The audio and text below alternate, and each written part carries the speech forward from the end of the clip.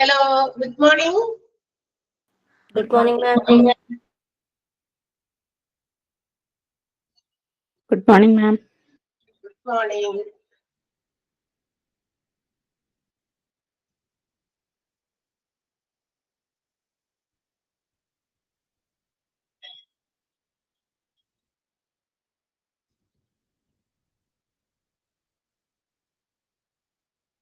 Okay.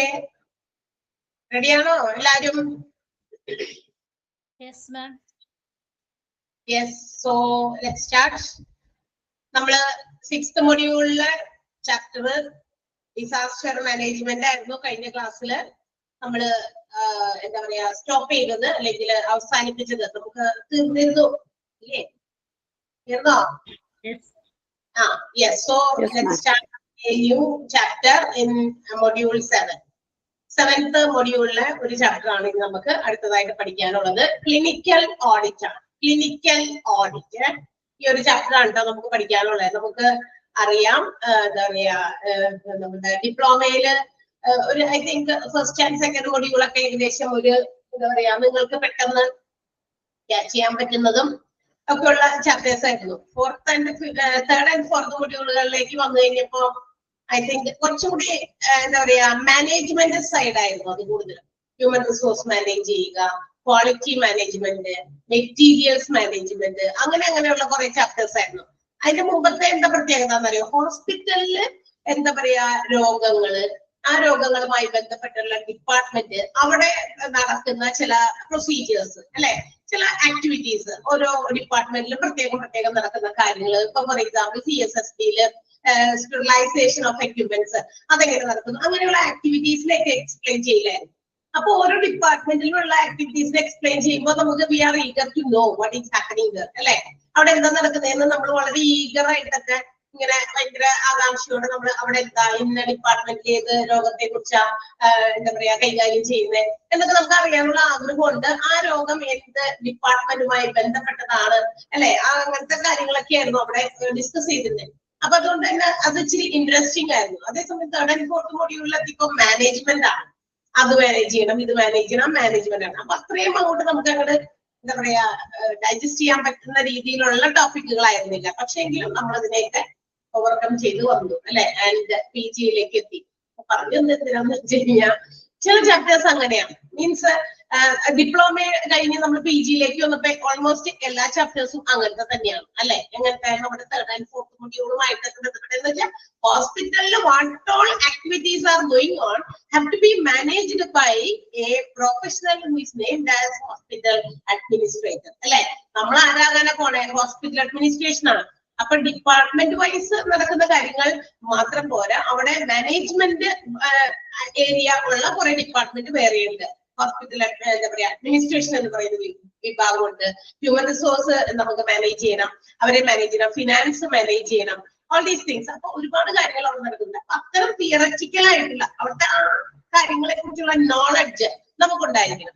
അപ്പൊ അതിന് വേണ്ടിയിട്ടാണ് 5, 6, 7 എന്ന് പറയുന്ന മൊഡ്യൂളിൽ, അതായത് നമ്മളുടെ ഡിപ്ലോമയുടെ കണ്ടിന്യൂഷൻ ആയിട്ടുള്ള PGയിൽ നമ്മൾ ഇങ്ങനെയുള്ള കാര്യങ്ങൾ അറിയണം. ഫോർ ഇൻഫോർമേഷൻ ആണ്, നിങ്ങളുടെ അറിവിലേക്കാണ്.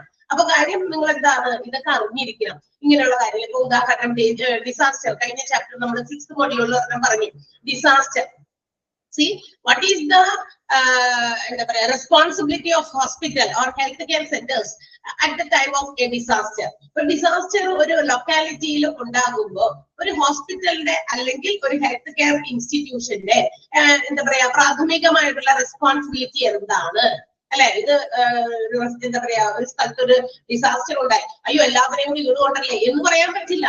ഏത് പ്രദേശത്താണെങ്കിലും ഡിസാസ്റ്ററിനെ നമ്മൾ ഫേസ് ചെയ്യാനായിട്ട് ഇന്നത്തെ കാലത്ത് not only hospitals also the public have to be prepared. നമ്മളെല്ലാവരും പ്രിപ്പയർഡ് ആയിട്ടിരിക്കണം ഏത് തരത്തിലുള്ള ദുരന്തങ്ങളെയും ഫേസ് ചെയ്യാനായിട്ട് അല്ലെ. അതിന് ഒരുപാട് ഉദാഹരണങ്ങൾ കഴിഞ്ഞ എന്താ പറയാ കുറച്ച് വർഷങ്ങളായിട്ട് നമ്മൾ ഫേസ് ചെയ്തിട്ടുണ്ട്.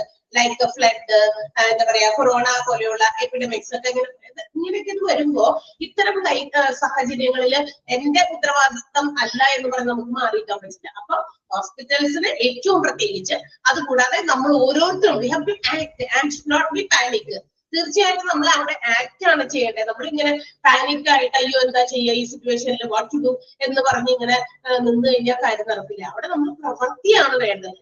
ഓക്കെ, അപ്പൊ അത്തരം കാര്യങ്ങൾ ചെയ്യണമെങ്കിൽ അവിടെ എന്തൊക്കെയാണ് അവരെ കുറിച്ച് ചില നോളജ് നമുക്കുണ്ടായിരിക്കണം. അതുകൊണ്ടാണ് നമ്മൾ ഈ ഡിസാസ്റ്ററിനെ കുറിച്ചും അതിന്റെ മുന്നിൽ ഫസ്റ്റ് മൊഡ്യൂളിൽ നമ്മൾ, അതായത് 5th മൊഡ്യൂളിൽ PG-യില് നമ്മൾ HRM, അതായത് ഇന്റർവ്യൂ പാനലിനെ സംബന്ധിച്ച, അതായത് ഹോസ്പിറ്റൽസിൽ പുതിയ റിക്രൂട്ട്മെന്റുകളൊക്കെ നടത്തുമ്പോൾ ഹൗ ഇറ്റ് ഈസ് ഡൺ, അതെങ്ങനെ നടത്തുന്നു, അതിനെ കുറിച്ചുള്ള ഒരുപാട് ഡീറ്റെയിൽസ് നമ്മൾ ഫസ്റ്റ് മൊഡ്യൂളിൽ, ദാറ്റ് മീൻസ് 5th മൊഡ്യൂളിൽ HRM അല്ലെങ്കിൽ ആൻ ഇന്റർവ്യൂ സ്പെസിമെൻ എന്ന് പറയുന്ന, സ്പെസിമെൻ ഓഫ് ഇന്റർവ്യൂ പാനൽ എന്ന് പറയുന്ന ഒരു ചാപ്റ്ററിൽ നമ്മൾ കണ്ടു. അപ്പൊ ഈച്ച് ആൻഡ് എവറി ചാപ്റ്റർ അങ്ങനത്തെയാണ്. നിങ്ങൾക്ക് ആ ഓരോ പ്രത്യേക കാര്യത്തിൽ എന്താണ് അവിടെ നടക്കുന്നത് എന്ന് അറിയണം. അപ്പൊ അതറിയാൻ വേണ്ടിയിട്ടാണ് ഇങ്ങനത്തെ ചാപ്റ്റേഴ്സ് എല്ലാത്തിലും. അല്ലാതെ നമ്മളുടെ ഡിപ്ലോമയിൽ already we have discussed about the departments. നമുക്കറിയാം ഹോസ്പിറ്റലിന്റെ പല പല പല ഡിപ്പാർട്ട്മെന്റുകൾ ഏതൊക്കെയാണ് നമ്മൾ ഡിപ്ലോമയിൽ പരിചയപ്പെട്ടു. ഇനി അതിന്റെ കണ്ടിന്യൂഷൻ ഇല്ല.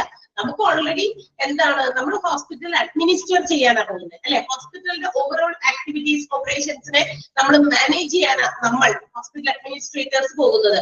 അല്ലാതെ ഹോസ്പിറ്റലിനകത്ത് ഓരോ ഡോക്ടേഴ്സും ഇപ്പൊ ഒരു സർജറി നടത്തുന്നു, ആ സർജറിയിൽ എന്തൊക്കെ ചെയ്യണം അത് നമ്മൾ അറിയില്ല. ഇന്ന രോഗം, ആ രോഗത്തിന് എന്ത് മരുന്ന് എഴുതണം അത് നമ്മൾ അറിയില്ല.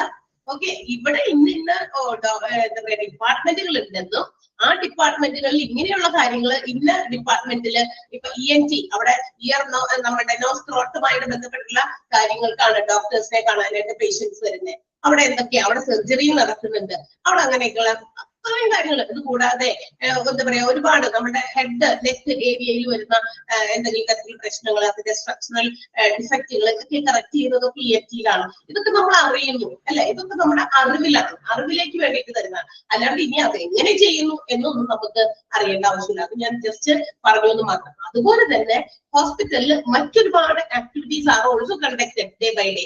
ഓരോ ദിവസവും ഒരുപാട് ആക്ടിവിറ്റീസ് ഹോസ്പിറ്റലിൽ നടക്കുന്നുണ്ട്. So all should be managed and controlled by a hospital administrator. അപ്പൊ അവിടെ നടക്കുന്ന ഡേ ടു ഡേ ഓപ്പറേഷൻസ് എല്ലാം തന്നെ ആരറിയണം? ഹോസ്പിറ്റൽ അഡ്മിനിസ്ട്രേറ്റർ എന്ന നിലയിൽ നമ്മൾ അറിയണം. അപ്പൊ അതൊക്കെ വേണ്ടിയിട്ടാണ്. So now let's begin a new chapter which is known as clinical audit. അപ്പൊ ഞാൻ പറഞ്ഞു തന്നത് ഒരു മുൻകൂർ ജാമ്യമാണ്. ഇതും അത്ര ഭംഗിയായി ഡിസാസ്റ്റർ മാനേജ്മെന്റ് വലിയ കുഴപ്പമുണ്ടായില്ല. ഇന്റർവ്യൂ പാനലിന്റെ ചാപ്റ്ററും വലിയ കുഴപ്പമില്ല. ലാസ്റ്റ് ഒക്കെ വന്നു കഴിഞ്ഞപ്പോ ഇന്റർവ്യൂസ് അല്ലെ, ഇന്റർവ്യൂസിന് പിന്നെ അത് കഴിഞ്ഞ് ഓഫർ ലെറ്റർ കൊടുക്കുമ്പോൾ അതിനകത്തുള്ള ജനറൽ ടേംസ് ആൻഡ് കണ്ടീഷൻസ് ഒരുപാട് അല്ലെ നമുക്ക് ഇൻട്രസ്റ്റിംഗ് ആയിട്ടുള്ള കാര്യങ്ങളൊക്കെ അവിടെയും ഉണ്ടായിരുന്നു. പക്ഷെ അത്രയും ഇൻട്രസ്റ്റിംഗ് ആവണമെന്നില്ല. What you mean by audit? എന്താണ് ഓഡിറ്റ്? അപ്പൊ ക്ലിനിക്കൽ ഓഡിറ്റ് ആണ് നമ്മൾ പഠിക്കുന്നത്. ഓഡിറ്റ് എന്താ? നമ്മൾ സാധാരണ കേട്ടിരിക്കുന്ന ഓഡിറ്റ് എന്ന് പറയുന്നത് കണക്കെടുപ്പ് നടത്തുകയാണ് അല്ലെ. You may be a part of some peer groups in your locality.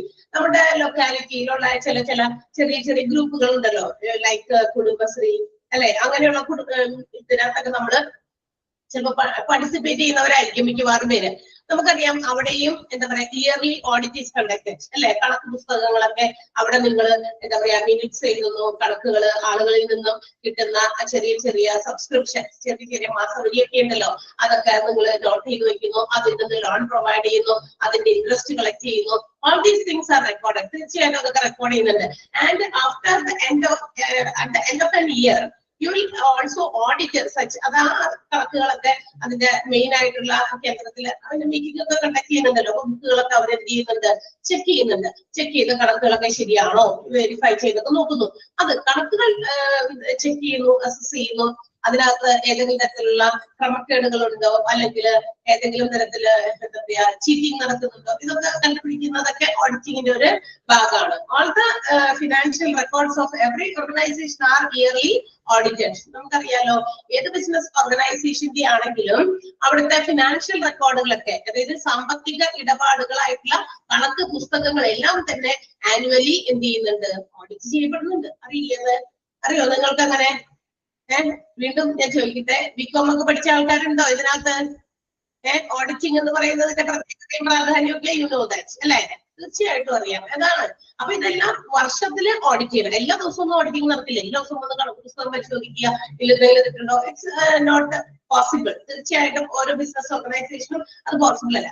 ചെറിയ ചെറിയ എന്താ പറയാ ചെറിയ ബിസിനസ് സ്ഥാപനമൊക്കെ ആണെങ്കിൽ വേണമെങ്കിൽ വൈകുന്നേരം ആകുമ്പോ അതിന്റെ ഓണറൊക്കെ വന്നിട്ട് വേണമെങ്കിൽ ഒന്ന് ചെക്ക് ചെയ്യുന്നത്. അല്ലാതെ കണക്ക് പുസ്തകം മൊത്തത്തിലൊന്നും ചെക്ക് ചെയ്യാനായിട്ടൊന്നും പറ്റില്ല. ഓൺലി എന്താ പറയാ എന്താ പറയാ വിറ്റുവരവ് മാത്രമൊക്കെ അല്ലെ, സെയിലിൽ നിന്ന് കിട്ടുന്ന ഇൻകം മാത്രമൊക്കെ എത്രയൊക്കെയാണ് അതൊക്കെ നോട്ട് ചെയ്തിട്ടുണ്ടോ എന്നുള്ളതൊക്കെ വേണമെങ്കിൽ ചെക്ക് ചെയ്യാമായിരിക്കും. അല്ലാതെയുള്ള എല്ലാ കണക്ക് പുസ്തകങ്ങളും ഓഡിറ്റ് ചെയ്യുന്നത് at the end of the year ആണ്, ഒരു പീരിയോഡിക്കൽ ആയിട്ടാണ്. ഫിനാൻഷ്യൽ ഇയർ ഒക്കെ നമുക്കറിയാം ബാങ്കുകൾ കണക്കെടുപ്പ് നടത്താറുണ്ട്, മറ്റ് ബിസിനസ് ഓർഗനൈസേഷൻസ് എല്ലാം തന്നെ നടത്തുന്നുണ്ട്. സോ വി നോ ദാറ്റ് അതാണ് ഒരു ഓഡിറ്റ്, കണക്കെടുപ്പ് നടത്തുക എന്നുള്ളതാണ്. എന്തിനാണ് കണക്കെടുപ്പ് നടത്തുന്നത്? അതായത് ഒന്ന് ഇതിനകത്ത് ഏതെങ്കിലും തരത്തിലുള്ള ക്രമക്കേടുകൾ വന്നിട്ടുണ്ടോ, അരിയേഴ്സ് വന്നിട്ടുണ്ടോ, എന്തെങ്കിലും തരത്തിലുള്ള ചീറ്റിംഗ് നടന്നിട്ടുണ്ടോ, ഈ കണക്കെടുപ്പുകളുടെ അടിസ്ഥാനത്തിൽ നെക്സ്റ്റ് ഇയറിലെ ഫ്യൂച്ചർ ബഡ്ജറ്റ് ഒക്കെ നമുക്ക് പ്ലാൻ ചെയ്യാൻ ഇതിന്റെയൊക്കെ ആവശ്യത്തിനാണ് ഓഡിറ്റിംഗ് കണ്ടക്ട് ചെയ്യുന്നത്. Now let's see what is the reason for conducting audit in hospitals or healthcare institutions. എന്തിനാണ് നമ്മൾ ഈ ഹോസ്പിറ്റൽസ് അല്ലെങ്കിൽ ഹെൽത്ത് കെയർ ഇൻസ്റ്റിറ്റ്യൂഷൻസിൽ ഓഡിറ്റിംഗ് നടത്തുന്നത്? അവിടുത്തെ കണക്ക് പുസ്തകങ്ങൾ പരിശോധിക്കലാണോ? ലെറ്റ്സ് സീ, നമുക്ക് നോക്കാം അവിടുത്തെ കണക്ക് പുസ്തകങ്ങൾ ആണോ പരിശോധിക്കുന്നത്. കണക്ക് പുസ്തകങ്ങൾ പരിശോധിക്കലായിരുന്നു ഇച്ചിരി എളുപ്പമായിരുന്നു കേട്ടോ, പക്ഷേ ഇതല്ല, അതുകൊണ്ട് ഇച്ചിരി പാടായിരിക്കും. ഓക്കെ, അപ്പൊ ഈ ചാപ്റ്ററിന്റെ ഒരു ആകെ തുക എന്ന് പറയുന്നത് എന്തിനാണ് ആ ഒരു ക്ലിനിക്കൽ ഓഡിറ്റ് നടത്തുന്നത്? ഒറ്റ സെന്റൻസിൽ ഈ ചാപ്റ്ററിനെ നമുക്ക് കൺക്ലൂഡ് ചെയ്താൽ ഇങ്ങനെ പറയാം: clinical audit is conducted by health care institutions or hospital is to assess or to make sure that the patients are provided quality care and also treatment. അതായത് ഒരു ഹോസ്പിറ്റൽസിൽ എന്തിനാണ് ക്ലിനിക്കൽ ഓഡിറ്റ് നടത്തണേ എന്ന് ചോദിച്ചു കഴിഞ്ഞാൽ ഒറ്റ ഉത്തരവേ ഉള്ളൂ. അവിടെ വരുന്ന പേഷ്യൻസിന് തീർച്ചയായിട്ടും കൊടുക്കുന്നത് ക്വാളിറ്റി കെയർ ആണോ, കോസ്റ്റ് ഇഫക്റ്റീവ് വേയിൽ അവരെ പിടിച്ചു പറിച്ച് എന്താ പറയാ പൈസ വാങ്ങിച്ച് ഒരു ക്വാളിറ്റിയും ഇല്ലാത്ത ട്രീറ്റ്മെന്റ് കൊടുക്കുന്നു, അല്ലെങ്കിൽ കൂടുതൽ നല്ല ട്രീറ്റ്മെന്റ് കൊടുക്കാൻ അവരെ എന്താ പറയാ പിഴിയുന്നു. ഇങ്ങനെയല്ല, വളരെ നല്ല ക്വാളിറ്റി ട്രീറ്റ്മെന്റ് വളരെ റീസണബിൾ ആയിട്ടുള്ള കോസ്റ്റിൽ പ്രൊവൈഡ് ചെയ്യുന്നുണ്ടോ എന്ന് എൻഷുർ ചെയ്യുക എന്നുള്ളതാണ് ക്ലിനിക്കൽ ഓഡിറ്റിന്റെ പ്രധാനപ്പെട്ട ലക്ഷ്യം. അത്രേ ഉള്ളൂ. സെന്റൻസ് ആയിട്ട് സെന്റൻസ് നമ്മൾ കൺക്ലൂഡ് ചെയ്യും. ഇതിനകത്ത് കുറെ വലിച്ചു വാരി കുറെ കാര്യങ്ങളൊക്കെ നമ്മൾ പറയുന്നുണ്ട്, പക്ഷെ ഇതെല്ലാം നമ്മളിങ്ങനെ എന്താ പറയാ സെന്റൻസ് ബൈ സെന്റൻസ് ആയിട്ടൊന്നും പറയുന്നില്ല. മെയിൻ ആയിട്ടുള്ള ഇമ്പോർട്ടന്റ് ആയിട്ടുള്ള സെന്റൻസ് ഞാൻ മാർക്ക് ചെയ്യാൻ പറയും. You just concentrate on that particular sentences only, read the things what it is given. മുഴുവനൊക്കെ ഒന്ന് വായിക്കണം, പക്ഷെ സെന്റൻസ് നമ്മൾ നോട്ട് ചെയ്യാൻ പറയുന്നത് നന്നായിട്ട് നോട്ട് ചെയ്യാം. ഫസ്റ്റ് പാരഗ്രാഫിൽ എന്താണ് പറഞ്ഞിരിക്കുന്നത്? തീർച്ചയായിട്ടും ഒരു ചാപ്റ്റർ തുടങ്ങുമ്പോൾ അതിനകത്ത് എന്താണോ അതിനെ കുറിച്ച് ഒരു എക്സ്പ്ലനേഷൻ ആയിരിക്കും. സോ ഹിയർ ഓഡിറ്റിനെയാണ് നമ്മൾ എക്സ്പ്ലെയിൻ ചെയ്യുന്നത്. The word audit is originated from a Latin verb. ഒരു ലാറ്റിൻ വെർബാണ് ഓഡിറ്റ് എന്ന് പറയുന്നത്. അത് ഉത്ഭവിച്ചത് ഒരു ലാറ്റിൻ വെർബിൽ നിന്നാണ്. ആ ലാറ്റിൻ വെർബിന്റെ മീനിങ് ഇതാണ് audio. Audio means to hear, അല്ലെ, കേൾക്കുക എന്നുള്ളതാണ് അതിന്റെ അർത്ഥം. അപ്പൊ ഓഡിയോ എന്ന് പറയുന്ന അർത്ഥമുള്ള ലാറ്റിൻ വെർബിൽ നിന്നും ഉടലെടുത്തതാണ് ഓഡിറ്റ് എന്ന് പറയുന്ന പദം. ഇതിന്റെ അർത്ഥം എന്താണ്? അതിനകത്ത് ഉദ്ദേശിക്കുന്നത് ടു ഹിയർ ആണ്. അത് ആ ഹിയർ എന്ന് പറയുമ്പോൾ, കേൾക്കുക എന്ന് പറയുമ്പോൾ വെറുതെ ചെവിയോട് കേൾക്കലല്ല, പക്ഷെ എന്താണ് ബോത്ത് ആക്റ്റീവ് ലിസണിങ്, അത് നന്നായി കേൾക്കണം എന്നുള്ളതും, and action of investigation and interrogation of the judiciary. അതായത് ആ കേൾക്കുന്നതിൽ നിന്ന് എന്തെങ്കിലും കാര്യങ്ങൾ ഇൻവെസ്റ്റിഗേറ്റ് ചെയ്യാനുണ്ടെങ്കിൽ അത് ചെയ്യുകയും, ജുഡീഷ്യറിയുടെ അതായത് ജുഡീഷ്യറിക്ക് എന്തെങ്കിലും തരത്തില് അതപ്പോ ഓഡിറ്റ് ഒക്കെ ചെയ്യുന്നവർക്ക് അവർക്ക് if they have some questions to be asked, അവർ ചോദിക്കുന്ന ചോദ്യങ്ങൾക്ക് കൃത്യമായിട്ടുള്ള ആ ചോദ്യം ചെയ്യലിന് കൃത്യമായ ഉത്തരങ്ങൾ കൊടുക്കുന്നത്. ഇതാണ് ഓഡിറ്റ് എന്നുള്ളത് കൊണ്ട് ഉദ്ദേശിക്കുന്നത്. ഓഡിയോ എന്ന് പറയുന്നതിന്റെ ഒരു ലിറ്ററൽ മീനിങ് എന്ന് പറയുന്നത് ഓഡിയോ ടു ഹിയർ, കേൾക്കുക എന്നുള്ളതാണ്. പക്ഷെ ഓഡിറ്റ് എന്ന് പറയുന്ന ആ ഒരു പദം ഉണ്ടാക്കി ഈ ഹിയർ എന്ന് പറയുന്ന ഓഡിയോ ലാറ്റിൻ പദത്തിൽ നിന്ന് ഉണ്ടാക്കിയെങ്കിൽ അതിന്റെ മീനിങ് എന്താണ്? Active listening. ആക്റ്റീവ് ലിസണിങ്ങിന്റെ കൂടെ തന്നെ എന്താണ്? Action of investigation. അതിനെ തുടർന്ന് ഏതെങ്കിലും തരത്തില് കാര്യങ്ങളൊക്കെ ഇൻവെസ്റ്റിഗേറ്റ് ചെയ്യാനുണ്ടെങ്കിൽ അത് ചെയ്യുകയും, അതിനോടൊപ്പം തന്നെ ഏതെങ്കിലും തരത്തില് എന്തെങ്കിലും ചോദ്യങ്ങളൊക്കെ ഇത് പ്രിപ്പയർ ചെയ്തവരോട് ചോദിക്കാനുണ്ടെങ്കിൽ ആ ഇന്ററോഗേഷൻ ഓഫ് എന്താ പറയുക ജുഡീഷ്യറിയാണ്. ജുഡീഷ്യറിയുടെ ചോദ്യം ചെയ്യലിന് ഉള്ള മറുപടിയും കൃത്യമായി കൊടുക്കുക, അതൊക്കെ കൃത്യമായി കേൾക്കുക. That is the word meaning of audit. മനസ്സിലായോ? എന്താണ് ഓഡിറ്റ് എന്ന് മനസ്സിലായോ? ആ ഫുൾ പാരഗ്രാഫ് നമുക്ക് ഇമ്പോർട്ടന്റ് തന്നെയാണ്. അതൊന്ന് ബ്രാക്കറ്റിൽ ഇട്ട് വെക്കണം. ഇമ്പോർട്ടന്റ് ആയിട്ടുള്ള കാര്യം മാത്രമേ ഞാൻ പറയുള്ളൂ, അതുപോലെ തന്നെ അണ്ടർലൈനും ചെയ്യാൻ പറയുള്ളൂ. ക്ലിയർ ആയോ പറഞ്ഞത്?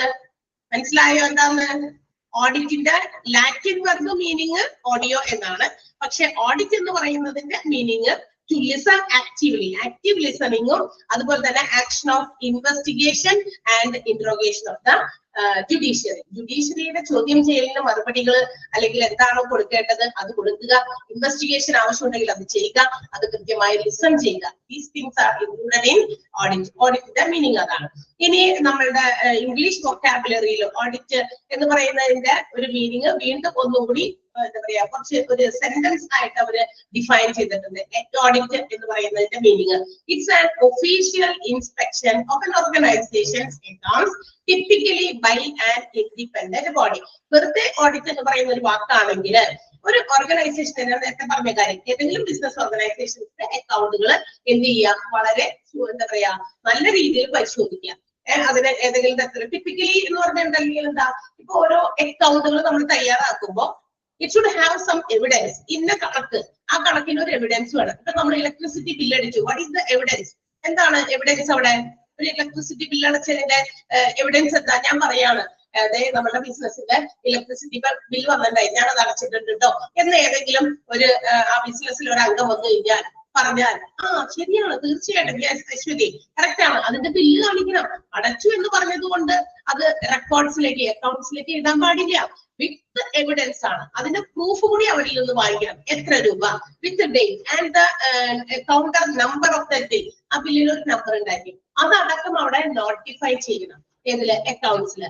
എന്നാലാണ് അതിനൊരു കൃത്യതയുള്ളൂ. അതാണ് ടിപ്പിക്കലി എന്താണോ അവിടെ നടന്നിരിക്കുന്ന ആക്ട് ട്രാൻസാക്ഷൻ അത് അക്കൗണ്ട്സിലേക്ക് കയറ്റുക. ആ അത്തരം അക്കൗണ്ട്സുകളൊക്കെ വളരെ വിശദമായി ഔദ്യോഗികമായി ഏതെങ്കിലും ഒരു ഇൻഡിപെൻഡന്റ് ബോഡി എന്നുവെച്ചാൽ ഇവരുമായി ബന്ധപ്പെടാത്ത ഏതെങ്കിലും ഒരു ഇൻഡിപെൻഡന്റ് ബോഡി വന്ന് വളരെ വ്യക്തമായിട്ട് പരിശോധിക്കുക. അങ്ങനെയാണ് ഇംഗ്ലീഷ് വൊക്കാബുലറിയിൽ ഓഡിറ്റ് എന്ന് പറയുന്നതിനെ മീൻ ചെയ്യുന്നത്. ക്ലിയർ ആയോ? അതും അണ്ടർലൈൻ ചെയ്യണം. ദാറ്റ് മീൻസ് ആ ഒരൊറ്റ ഫുൾ പാരഗ്രാഫ് അണ്ടർലൈൻ ചെയ്യുക കേട്ടോ. സിംപ്ലി മീനിങ് ഓഫ് ഓഡിറ്റ് ആണ് നമ്മൾ പറഞ്ഞത്. ഓക്കെ, നമ്മൾ ക്ലിനിക്കൽ ഓഡിറ്റിലേക്കൊക്കെ വരും.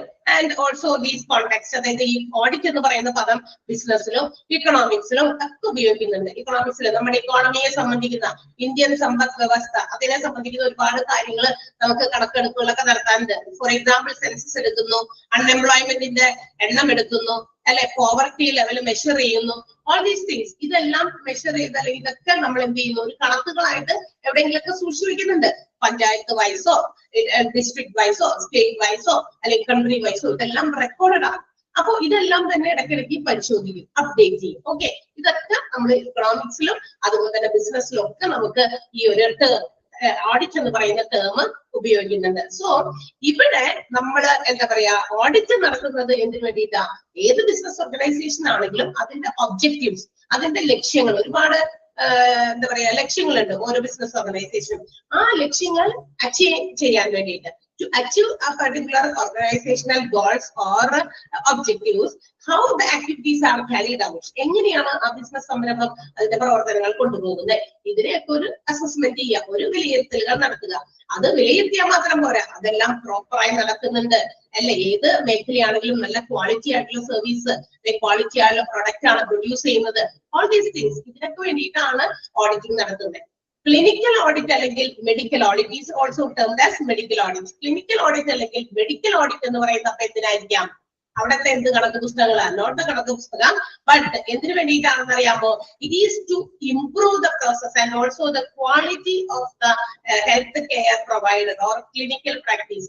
ഒരു ഹോസ്പിറ്റൽസിൽ ഈ പറയുന്ന പോലെ ക്ലിനിക്കൽ ഓഡിറ്റ് അല്ലെങ്കിൽ മെഡിക്കൽ ഓഡിറ്റ് നടത്തുന്നതിന്റെ ഏറ്റവും പ്രധാനപ്പെട്ട ലക്ഷ്യം എന്ന് പറയുന്നത് അവിടുത്തെ ഓരോ പ്രോസസ്സിങ്ങും എന്ത് ചെയ്യുക, ഇംപ്രൂവ് ആക്കുക. എന്ത് പ്രോസസ് നടക്കുമ്പോഴും അതിനെ ഒന്നുകൂടി അപ്ഡേറ്റ് ചെയ്യുക, അപ്ഗ്രേഡ് ചെയ്യുക. പഴഞ്ചൻ രീതിയൊക്കെ മാറ്റി പുതുമയുള്ളത് കൊണ്ടുവരിക അല്ലെ? അത് ഓഡിറ്റിങ്ങിലൂടെ പറ്റുള്ളൂ. ഓരോ ഡിപ്പാർട്ട്മെന്റും ഓഡിറ്റ് ചെയ്യണം അല്ലെ? ഒരു ഏതെങ്കിലും ഹോസ്പിറ്റലിൽ ഓവറോൾ ഓഡിറ്റ് നടത്തിയാൽ പോരാ. Each and every department should be assessed or audited. അതിന് വേണ്ടിയിട്ട് എന്താ പറയാ, ഏത് ഹെൽത്ത് കെയർ ഇൻസ്റ്റിറ്റ്യൂഷൻ ആയാലും അതിൻ്റെതായിട്ടുള്ള കാര്യങ്ങളൊക്കെ പരിശോധിച്ച് കാര്യങ്ങൾ മുന്നോട്ട് കൊണ്ടുപോകണം. ആ മുന്നോട്ട് കൊണ്ടുപോകുമ്പോൾ നമുക്കത് ഇംപ്രൂവ്മെന്റിലൂടെ കൊണ്ടുപോകണം. പണ്ടത്തെ ഇതൊക്കെ അങ്ങനെ തന്നെ നടന്നോട്ടെ എന്നല്ല, ഇവിടെ what changes can be made, ഇവിടെ നമുക്ക് എന്ത് ചേഞ്ചസ് കൊണ്ടുവരാം. സോ ഓൾ ദാറ്റ് ഇനി എന്തെങ്കിലും problems are faced by the hospital, അത്തരം ഹോസ്പിറ്റൽസ് എന്തെങ്കിലും തരത്തിലുള്ള പ്രോബ്ലംസ് ഫേസ് ചെയ്യുന്നുണ്ടോ? So should focus on that particular issue. അങ്ങനെ എന്തെങ്കിലും പ്രോബ്ലം ഉണ്ടെങ്കിൽ അത്തരം കാര്യങ്ങളിൽ കൂടുതൽ കോൺസെൻട്രേറ്റ് ചെയ്ത് how can be solve it, അതെങ്ങനെ സോൾവ് ചെയ്യാം, ഇതൊക്കെ ക്ലിനിക്കൽ ഓഡിറ്റ് അല്ലെങ്കിൽ മെഡിക്കൽ ഓഡിറ്റിന്റെ പ്രധാനപ്പെട്ട ലക്ഷ്യമാണ്. ആ സെന്റൻസ് ഒന്ന് അനലൈസ് ചെയ്യണം. ആ സെക്കൻഡ് പാരഗ്രാഫില് രണ്ടാമത് നടക്കുന്ന sentence, clinical audit or medical audit are part of continuous quality improvement process that focus on specific issues as aspects of healthcare and clinical practice. Underline ചെയ്യാട്ടോ. ഫസ്റ്റ് പാരഗ്രാഫ് കഴിഞ്ഞിട്ട് ഇപ്പൊ ഞാൻ അണ്ടർലൈൻ ചെയ്യാൻ പറഞ്ഞത് ആ സെക്കൻഡ് പാരഗ്രാഫിലെ രണ്ടാമത്തെ സെന്റൻസ് ആണ്. Okay, so വീണ്ടും ഇതൊക്കെ തന്നെയാണ് വീണ്ടും റിപ്പീറ്റ് ചെയ്ത് പറയുന്നത്. അപ്പൊ ക്ലിനിക്കൽ ഓഡിറ്റ് എന്ന് പറയുന്നത് കണ്ടിന്യൂസ് ആയിട്ടുള്ള ക്ലിനിക്കൽ ക്വാളിറ്റി ഇംപ്രൂവ്മെന്റ് പ്രോസസ് ആണ്. എന്നുവെച്ചാൽ ഒരു continuous clinical audit improvement process ആണ്. അതായത് ഓരോ കുറച്ച് ദിവസങ്ങൾ ചിലപ്പോ മന്ത്ലി ആകാം ഒക്കെ എന്ത് ചെയ്യുന്നു, അല്ലെങ്കിൽ ഇയർലി ആകാം, ഓരോ മേഖലകളും പരിശോധിച്ച് അതിനെ നമുക്ക് എങ്ങനെ എൻഹാൻസ് ചെയ്യാം, അവിടുത്തെ ക്വാളിറ്റി നമുക്ക് എങ്ങനെ ഇംപ്രൂവ് ചെയ്യാം, ഇതൊക്കെ തന്നെ വീണ്ടും ആ സെന്റൻസ് വീണ്ടും വേറെ രീതിയിൽ ഒന്നുകൂടി വളർച്ച പറഞ്ഞിരിക്കുന്നു എന്ന് മാത്രം കേട്ടോ. സോ ഇങ്ങനെ ചെയ്യുമ്പോൾ ഈ auditing can be done in two types. രണ്ട് രീതിയിൽ നമുക്ക് ആ ഓഡിറ്റിംഗ് നടത്താം, based on retrospective and also prospective. Retrospective രീതിയിലും പ്രോസ്പെക്റ്റീവ് രീതിയിലും നമുക്ക് എന്ത് ചെയ്യാൻ പറ്റും, നമ്മുടെ ഓഡിറ്റിംഗ് നടത്താനായിട്ട് സാധിക്കും. അതൊന്ന് അണ്ടർലൈൻ ചെയ്യണം കേട്ടോ. അതായത് it could be retrospective or prospective in nature. It എന്ന് പറയുന്നത് ഓർക്കുക, അവിടെ ക്ലിനിക്കൽ ഓഡിറ്റിനെ കുറിച്ചാണ് പറയുന്നത്. ഓക്കെ, ക്ലിനിക്കൽ ഓഡിറ്റ് എന്ന് ഒന്ന് ചേർത്ത് വായിക്കണേ. ഇറ്റ് മാറ്റി അവിടെ ക്ലിനിക്കൽ ഓഡിറ്റ്. ക്ലിനിക്കൽ ഓഡിറ്റ് എന്ന് പറയുന്നത് ഏത് രീതിയിലൊക്കെ ആകാം, രണ്ട് രീതിയുണ്ട്, രണ്ട് സ്വഭാവ രീതിയുണ്ട്, റെട്രോസ്പെക്റ്റീവും പ്രോസ്പെക്റ്റീവും. എന്താണെന്ന് പിന്നീട് അവിടെ വിശദീകരിക്കുന്നുണ്ട് കേട്ടോ. റെട്രോസ്പെക്റ്റീവ് എന്ന് പറഞ്ഞിട്ടുണ്ടെങ്കിലേ അതായത് ഭൂതകാല അടിസ്ഥാനത്തിലുള്ള പഠനം എന്ന് വെച്ചാൽ ഓഡിറ്റിംഗ് നടത്തുമ്പോ ഇപ്പൊ auditing it is also based on A previous study. അതായത് ഇപ്പൊ നമ്മളിപ്പോ ഏതെങ്കിലും ഒരു ബിസിനസ് ഓർഗനൈസേഷന്റെ കണക്ക് പുസ്തകങ്ങളൊക്കെ പരിശോധിക്കണം. ബിസിനസ്സുമായിട്ട് ബന്ധപ്പെടുത്തിയിട്ട് നമുക്ക് മെഡിക്കലിലേക്ക് വരാം. അപ്പൊ പരിശോധിക്കണം. അപ്പൊ നമ്മൾ എന്ത് ചെയ്യുന്നത്, അത് പരിശോധിക്കുന്നതോടൊപ്പം തന്നെ it will be compared to the past experience. തീർച്ചയായിട്ടും മുൻ വർഷങ്ങളുമായിട്ട് അതൊന്ന് കമ്പയർ ചെയ്യും. ഓ എങ്ങനെയുണ്ട്, ഓക്കെ നമ്മളുടെ പ്രോഫിറ്റബിലിറ്റി ലാഭക്ഷമത കഴിഞ്ഞ വർഷത്തിനേക്കാൾ ഇംപ്രൂവ്ഡ് ആണ്, അത് ആ പ്രൊപ്പോർഷൻ എങ്ങനെയുണ്ട്, അത് വർദ്ധിച്ചിരിക്കുന്നതിന്റെ ആ ഒരു അനുപാതം, ആ ഒരു റേഷ്യോ എങ്ങനെയാണ്, അത് പോസിറ്റീവ് ആയിട്ടുള്ള രീതിയിലുള്ള ഇൻക്രിമെന്റ് ആണോ അല്ലെ, അങ്ങനെ നമുക്ക് നോക്കാം. അപ്പൊ പാസ്റ്റ് എക്സ്പീരിയൻസ്, അതായത് റെട്രോസ്പെക്റ്റീവ് എന്ന് പറയുന്ന ഒരു വേർഡ് അതാണ്, ഭൂതകാല അടിസ്ഥാനത്തിൽ കേട്ടോ. പ്രോസ്പെക്റ്റീവ് എന്ന് പറയുന്ന ഫ്യൂച്ചറിനെ ബേസ് ചെയ്തിട്ട് അല്ലെങ്കിൽ കറന്റ് പൊസിഷനെ ബേസ് ചെയ്തിട്ട്. ഓക്കെ, അങ്ങനെ അത് നമുക്ക് വീണ്ടും വരുന്നുണ്ട്, അന്നേരം നമുക്ക് പറയാം. സോ ഒരു എന്താ പറയാ, ക്ലിനിക്കൽ ഓഡിറ്റ് എന്ന് പറയുന്നത് ഇംപ്രൂവ്മെന്റ് ചെയ്യാൻ വേണ്ടിയിട്ടുള്ള ഒരു ക്വാളിറ്റി ഇംപ്രൂവ്മെന്റിന് വേണ്ടിയിട്ടുള്ള ഒരു സിസ്റ്റം ആണ്. അപ്പൊ നമ്മുടെ ഹോസ്പിറ്റൽസില് എന്താ പറയാ, അവര് നടത്തുന്ന ഓരോ പ്രാക്ടീസസും ക്വാളിറ്റി മാനേജ്മെന്റ് ആയാലും ഏത് രീതിയിലുള്ളതും ആണെങ്കിലും എന്ത് ചെയ്യാം, നമുക്ക് ഓഡിറ്റിങ്ങിലൂടെ ഇംപ്രൂവ് ചെയ്യാനായിട്ട് സാധിക്കും. അപ്പൊ ഓഡിറ്റ് എന്ന് പറയുന്നത് ഇറ്റ്സ് ദ കീ കമ്പോണന്റ്. അതായത് ക്ലിനിക്കൽ ഗവേണൻസിന് വേണ്ടിയിട്ട് എന്ന് വെച്ചാൽ ഹോസ്പിറ്റൽസിൽ നടക്കുന്ന കാര്യങ്ങളെയൊക്കെ ഒന്ന് നിയന്ത്രിക്കാനൊക്കെ വേണ്ടിയിട്ടും മാത്രമല്ല, it aims to ensure that patients receive a high standard of care. ഈ ഓഡിറ്റിംഗിന്റെ ഉദ്ദേശം എന്ന് പറയുന്നത്, ലക്ഷ്യം എന്ന് പറയുന്നത് എന്താണ്, അതൊരു കീ കമ്പോണന്റ് ആണ്, ഒരിക്കലും ഒഴിച്ചുകൂടാൻ പറ്റാത്ത ഒരു കാര്യമാണ്.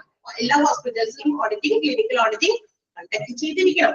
അതോടൊപ്പം തന്നെ അതിന്റെ ലക്ഷ്യം എന്ന് പറയുന്നത്, എയിം എന്ന് പറയുന്നത് പേഷ്യൻസിന് നല്ല high quality standard of care കിട്ടുന്നുണ്ടെന്ന് ഉറപ്പും വരുത്തണം. ഇതാണ് അതിന്റെ ഒരു ലക്ഷ്യം. ഓക്കെ, ക്ലിനിക്കൽ ഓഡിറ്റിന്റെ. അപ്പൊ ആ സെന്റൻസും ഒന്ന് അണ്ടർലൈൻ ചെയ്യാം. Audit is a key component of clinical governance which aims to ensure that the patients receive a high standard of care. ചെയ്തോ, അണ്ടർലൈൻ ചെയ്തോ? ഓക്കെ അല്ലേ അവിടെ വരെ? ഓക്കെ അല്ലേ? പാടുള്ള ഭാഗമാണ്, പക്ഷെങ്കിലും എന്നാൽ കഴിയുന്ന വിധം നിങ്ങളെ മനസ്സിലാക്കി തരാൻ ഞാൻ ശ്രമിക്കുന്നുണ്ട്. അതല്ലെങ്കിൽ നമുക്കിത് വായിച്ചു നോക്കിയാൽ, നിങ്ങൾ മൊത്തത്തിൽ അങ്ങോട്ട് വായിച്ചു നോക്കിയാൽ ചിലപ്പോ ഒന്നും തലക്കേറില്ല. അതുകൊണ്ടാണ് ഒരു ഇൻട്രൊഡക്ഷൻ ഒക്കെ വേറെ ഓഡിറ്റുകളെ കുറിച്ചിട്ടൊക്കെ പറഞ്ഞത്. ഇനി അപ്പോ ഹോസ്പിറ്റൽസിൽ they conduct the audit, clinical audit to measure the outcome of a process. ഓരോ ഹോസ്പിറ്റൽസിൽ ഓരോ ഡിപ്പാർട്ട്മെന്റിലും നടക്കുന്ന ഓരോ പ്രോസസ്സിങ്, അതിന്റെ എന്താ പറയാ ഔട്ട്പുട്ട് എന്താണ്, റിസൾട്ട് എന്താണ്. നമ്മൾക്ക് ഒരു സ്റ്റാൻഡേർഡ് ഫിക്സ് ചെയ്തിട്ട് അത് നമ്മൾ വെച്ചിട്ടാണ് കമ്പയർ ചെയ്യുക. ഇപ്പൊ ഏത് ബിസിനസ് ഓർഗനൈസേഷനിലാണ്, ഇപ്പൊ ഞാൻ ഇവിടെ ക്ലാസ് എടുക്കാൻ വരുന്നു, ഇവിടെ നമ്മുടെ management they have some standard of teaching level for each teacher. ഓരോ ടീച്ചറും അവരിൽ നിന്ന് എത്രയെങ്കിലും അവർ പ്രതീക്ഷിക്കുന്നുണ്ട്. ഇത്ര റിസൾട്ട് ഓരോ ടീച്ചേഴ്സും എങ്ങനെ അവരുടെ ക്ലാസ്സുകൾ കണ്ടക്ട് ചെയ്യുന്നു. ദേ എക്സ്പെക്ട് സംതിങ്. അപ്പൊ ഒരു സ്റ്റാൻഡേർഡ് ഒരു കീപ്പ് ചെയ്യും. അതിന്റെ ബിലോ പോയി കഴിഞ്ഞാൽ കനോട്ട് ബി കണ്ടിന്യൂഡ്, വേണ്ട, പറ്റില്ല, നമുക്ക് അത്ര ടീച്ചേഴ്സ് പറ്റില്ല. കാരണം നമ്മൾ എക്സ്പെക്ട് ചെയ്യുന്ന ആ ലെവലിന്റെ അടുത്തേക്ക് അവർ എത്തുന്നില്ല. ദാറ്റ് മീൻസ് ഏത് ബിസിനസ് ഓർഗനൈസേഷനും they have to fix a standard. എന്ത് ബിസിനസ് തുടങ്ങുമ്പോഴും അവരുടെ എംപ്ലോയീസിൽ നിന്ന് അല്ലെങ്കിൽ അവരുടെ പ്രൊഡക്ഷൻ ഇത്രയായിരിക്കണം, അതിനൊക്കെ എല്ലാത്തിനും ഒരു സ്റ്റാൻഡേർഡ് ലെവല്, ഒരു നിലവാരം കീപ്പ് ചെയ്യും. ആ നിലവാരത്തിലേക്ക് എല്ലാവരും എത്തണം. അതിന്റെ എബോവിലേക്കും പോകാം. എക്സ്പെക്ട് ചെയ്യുന്നതിന് മുകളിലേക്ക് പോയാൽ വെരി വെൽ ആണ്, അല്ലെ, എഫിഷ്യന്റ് ആണ്. അവിടെ വർക്കേഴ്സ് എംപ്ലോയീസ് എഫിഷ്യന്റ് ആണ് നമുക്ക് പറയാം. അതേസമയം ഇഫ് ദേ ആർ ബിലോ, അല്ലെ, ഫാർ ബിലോ, കുറെ താഴെയാണെങ്കിൽ നമുക്ക് അവരെ എന്താ പറയാ കണ്ടിന്യൂ ചെയ്യാനായിട്ട്, അല്ലെ, പറ്റില്ല അങ്ങനെയുള്ള എംപ്ലോയീസിനെ. അതാണ്. അപ്പൊ ഓരോ ഹോസ്പിറ്റൽസിലും അതുപോലെ തന്നെ അവിടെയൊക്കെ അവിടെ ഓരോ പ്രോസസ്സിലും ഓരോ സ്റ്റാൻഡേർഡ് ലെവൽ ഉണ്ട്. ആ സ്റ്റാൻഡേർഡ് വെച്ചിട്ട് മെഷർ ഓഡിറ്റിംഗ് നടത്തി അവര് കാര്യങ്ങൾ മനസ്സിലാക്കുന്നു. മനസ്സിലായോ? അപ്പൊ ഓഡിറ്റിംഗ് എന്ന് പറയുന്നത് വളരെ ഇമ്പോർട്ടന്റ് ആയിട്ടുള്ളതാണ്. അത് to find the outcome, result of each process in hospital. ഹോസ്പിറ്റലിന്റെ ഓരോ സ്റ്റാൻഡേർഡ് അനുസരിച്ച് അവർ എത്ര റിസൾട്ട് അതിൽ നിന്ന് ഉണ്ടാക്കുന്നുണ്ട് എന്ന് അസസ് ചെയ്യാനുള്ള ഒരു കാര്യം കൂടിയാണ് ക്ലിനിക്കൽ ഓഡിറ്റ് കണ്ടക്ട് ചെയ്യുന്നത്. എന്നിട്ട് എന്ത് ചെയ്യുന്നു? അങ്ങനെ കണ്ടക്ട് ചെയ്ത കണ്ടെത്തി കഴിഞ്ഞാൽ എന്താ ചെയ്യേണ്ടത്? ഇഫ് ദർ ഈസ് എനി എന്താ പറയാ എന്തെങ്കിലും തരത്തിലുള്ള if there is any limitations in particular area, ഏതെങ്കിലും തരത്തിലുള്ള പോരായ്മകൾ ഏതെങ്കിലും ഏരിയയിൽ ഉണ്ടെങ്കിൽ ദേ ഹാവ് ടു ഇംപ്രൂവ്. ആ ക്വാളിറ്റി കെയർ കൊടുക്കാൻ വേണ്ടിയിട്ടുള്ള അത്തരം ഇംപ്രൂവ്മെന്റുകൾ കൊണ്ടുവരണം. അപ്പൊ ടോപ്പിക് നമ്മളുടെ ഈ ഒരു ഓഡിറ്റ് എന്ന് പറയുന്ന ടോപ്പിക് അത് നമ്മൾ എന്താ പറയാ ഡിസീസ് ബേസ്ഡ് ആകാം, രോഗമാകാം, രോഗത്തിന്റെ അവസ്ഥയാകും. അതാണ് പറഞ്ഞിരുന്നത്. Topic four audit could be disease based or based on morbidity. Morbidity എന്ന് പറഞ്ഞിട്ടുണ്ടെങ്കിൽ രോഗാവസ്ഥ, രോഗത്തിന്റെ അവസ്ഥ വെച്ചിട്ട് നോക്കാം, നമുക്ക് മെഷർ ചെയ്യാം, അല്ലെങ്കിൽ അത്തരം കാര്യങ്ങളെ സംബന്ധിക്കുന്ന പഠനങ്ങളൊക്കെ നടത്തി നമുക്ക് ഓഡിറ്റിംഗ് ചെയ്യാം. അല്ലെങ്കിൽ രോഗങ്ങളെ കുറിച്ചിട്ടും ബേസ് ചെയ്തും വേണമെങ്കിൽ നമുക്ക് ഓഡിറ്റിംഗ് നടത്താം. അത് ഏത് രീതിയിലാകാം. കാരണം എന്തൊക്കെ രോഗങ്ങളുമായിട്ടുള്ള പേഷ്യൻസ് വരുന്നുണ്ട്, അല്ലെങ്കിൽ ഏതൊക്കെ രോഗാവസ്ഥ നമ്മളുടെ ഹോസ്പിറ്റൽ ഫേസ് ചെയ്തിട്ടുണ്ട്, അത്തരം ടോപ്പിക്കുകളൊക്കെ നമുക്ക് ഓഡിറ്റിന് വേണ്ടിയിട്ട് എടുക്കാം. ഓക്കെ. അപ്പൊ ഹോസ്പിറ്റൽസിൽ കൃത്യമായിട്ട് അത്തരം കാര്യങ്ങൾ കണ്ടുപിടിച്ച് അവരെന്ത് ചെയ്യുന്നു? ഇംപ്രൂവ്മെന്റ്, ക്വാളിറ്റി ഇംപ്രൂവ്മെന്റ് കൊണ്ടുവരാനായിട്ട് ശ്രദ്ധിക്കും. അപ്പൊ അതില് നമുക്ക് എന്താ പറയാ ഈ സെന്റൻസ് ഒന്ന് അണ്ടർലൈൻ ചെയ്യണേ. The clinical audit consists of measuring clinical outcome or a process against a well-defined standard set by principle of evidence-based medicine in order to identify the changes needed to improve the quality of care.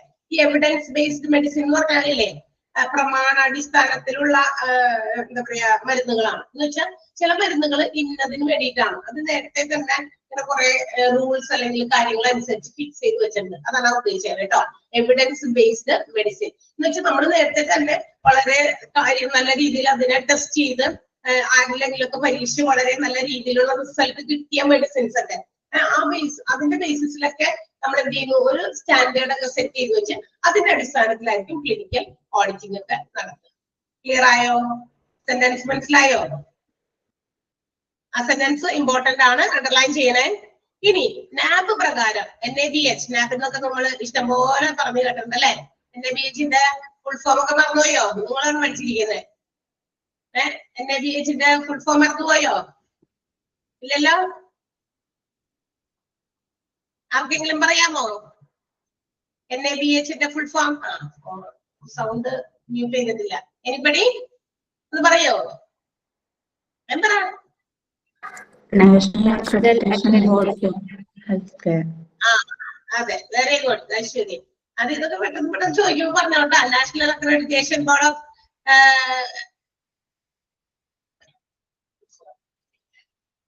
Okay. അപ്പൊ NABHന്റെ പ്രകാരം എന്താണ് പറഞ്ഞിരിക്കുന്നത്? എല്ലാ ഹോസ്പിറ്റൽസും should conduct clinical audit per department per year. നേരത്തെ തന്നെ ഞാൻ പറഞ്ഞത് ഒരു ഹോസ്പിറ്റലിൽ മൊത്തത്തിൽ അങ്ങോട്ട് ഓഡിറ്റിംഗ് നടത്തുകയല്ല ചെയ്യുന്നത്. ഓരോ ഡിപ്പാർട്ട്മെന്റിലും വർഷത്തിൽ ഒരു പ്രാവശ്യം എന്ത് ചെയ്യണം? ഓഡിറ്റിംഗ് നടത്തണമെന്ന് നിർബന്ധിതമാക്കിയിട്ടുണ്ട് NABH. ഓക്കെ. അപ്പൊ അതിൽ യാതൊരു അണുവിട വ്യത്യാസം വരാൻ പാടില്ല. കാരണം each and every department audit ചെയ്താലാണ് what improvements can be done in that particular department, how can the quality of the department be increased, എങ്ങനെ നമുക്ക് ഡിപ്പാർട്ട്മെന്റിനെ ഉയർത്തിക്കൊണ്ടുവരാം, ഏതെങ്കിലും തരത്തിൽ പോരായ്മ ഉണ്ടെങ്കിൽ എങ്ങനെ ഉയർത്താം, എന്ത് ക്വാളിറ്റി ട്രീറ്റ്മെന്റുകൾ ഇനി കൊണ്ടുവരാം, ഏത് പുതിയ പുതിയ മെഷീൻസ് കൊണ്ടുവന്ന് ഇൻസ്റ്റാൾ ചെയ്യാം, പണ്ടത്തെ രീതി, പ്രാചീന രീതി, ഏൻഷ്യന്റ് രീതിയിലുള്ള മെഷീൻസ് മാറ്റി പുതിയ അഡ്വാൻസ്ഡ് ടെക്നോളജി ഉപയോഗിച്ചുള്ള മെഷീൻസ് നമുക്ക് ഇൻസ്റ്റാൾ ചെയ്യണോ വേണ്ടേ, ഒക്കെ തീരുമാനിക്കാനാണ് ഈച്ച് ആൻഡ് എവറി ഡിപ്പാർട്ട്മെന്റും എന്ത് ചെയ്യുന്നത്, നമ്മൾ ഓഡിറ്റിംഗ് ചെയ്യണമെന്ന് നാബ് ഇത്രയും വാശി പിടിക്കുന്നത്. അപ്പൊ എല്ലാ വർഷവും ഓരോ ഡിപ്പാർട്ട്മെന്റും എന്ത് ചെയ്തിരിക്കണം, വർഷത്തിൽ ഒരു പ്രാവശ്യം ഓഡിറ്റിംഗ് നടത്തിയിരിക്കണം എന്നുള്ള സെന്റൻസ് വേഗം അണ്ടർലൈൻ ചെയ്തു. വേഗം ക്ലിയർ അല്ലേ? അത് മനസ്സിലായില്ല അത്രയും വരെ? Okay, next. ഇനി what are the types of audit? Types of audit പറയുന്നതിന് മുമ്പ് തന്നെ അവര് ഓഡിറ്റ് എന്താ പറയാ, പല കാര്യങ്ങളുമായിട്ട് ബന്ധപ്പെടുത്തി പേഷ്യൻസിന് കൊടുക്കുന്ന കെയറിംഗിന്റെ പല ആസ്പെക്ട്സും കൺസിഡർ ചെയ്തിട്ടാണ് ഓഡിറ്റിംഗ് നടത്തുന്നത്. ടൈപ്സ് ഓഫ് ഓഡിറ്റ് നടത്തുന്നതിന് മുമ്പ് തന്നെ എങ്ങനെയാണ് എന്താ പറയാ ഓഡിറ്റിംഗ് നടത്തുന്നത് എന്നുള്ളതിന് ഒരു ചെറിയ എക്സാമ്പിള് അവര് ഉദാഹരണ സഹിതം കാണിച്ചിട്ടുണ്ട്. ആ ഉദാഹരണം നമുക്ക് നോക്കാം. ഒന്നാമത്തേത് സ്ട്രക്ചർ ഓഫ് കെയർ.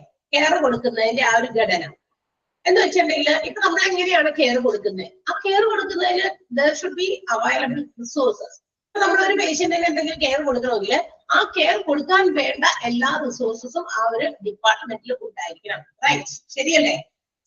നമ്മൾ നല്ല ക്വാളിറ്റി സർവീസ് കൊടുക്കണം നിർബന്ധമുണ്ട്, പക്ഷേ അതിന് അവൈലബിൾ ആയിട്ടുള്ള ടെക്നോളജി ഇല്ല, നല്ല മെഷീൻ ഇല്ല.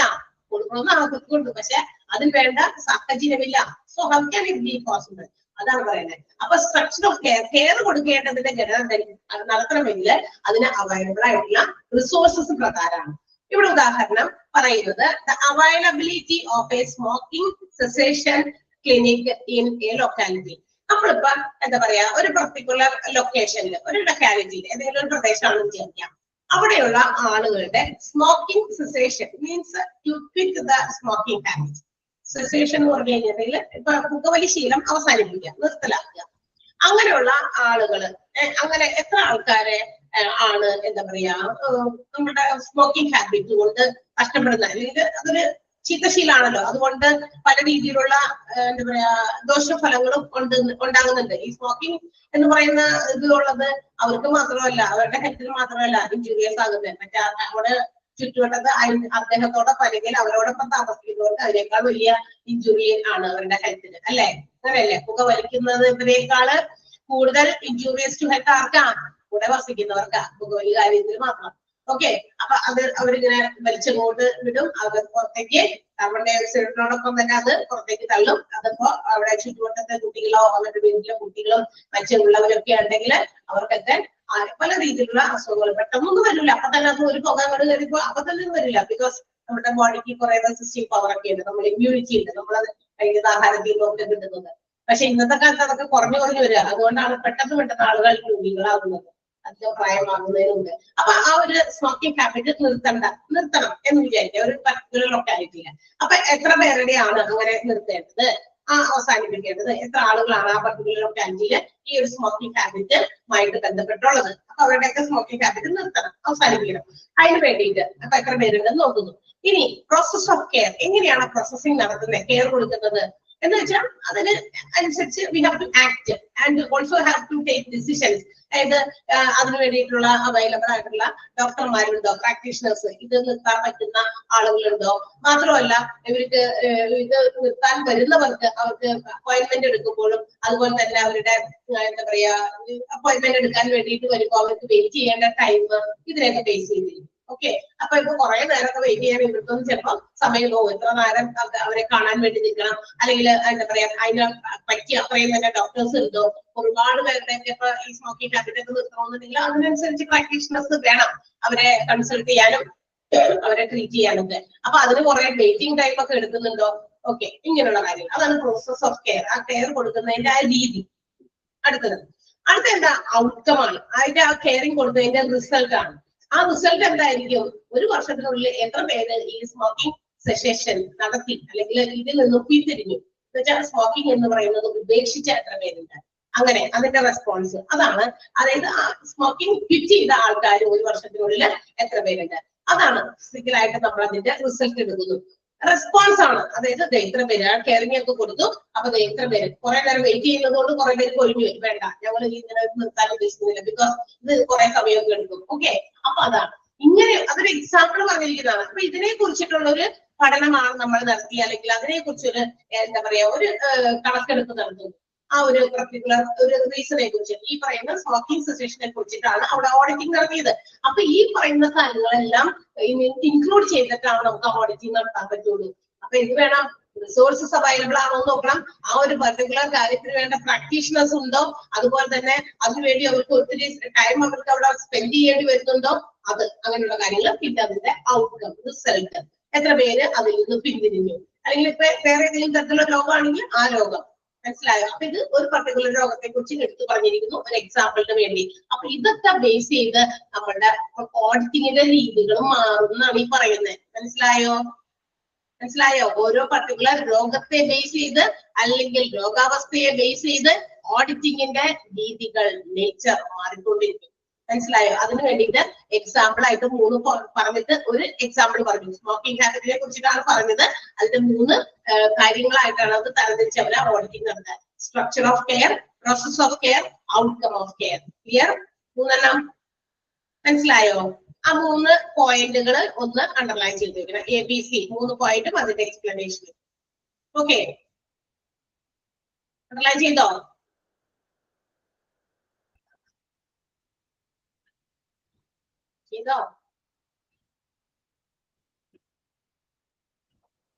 യെസ്.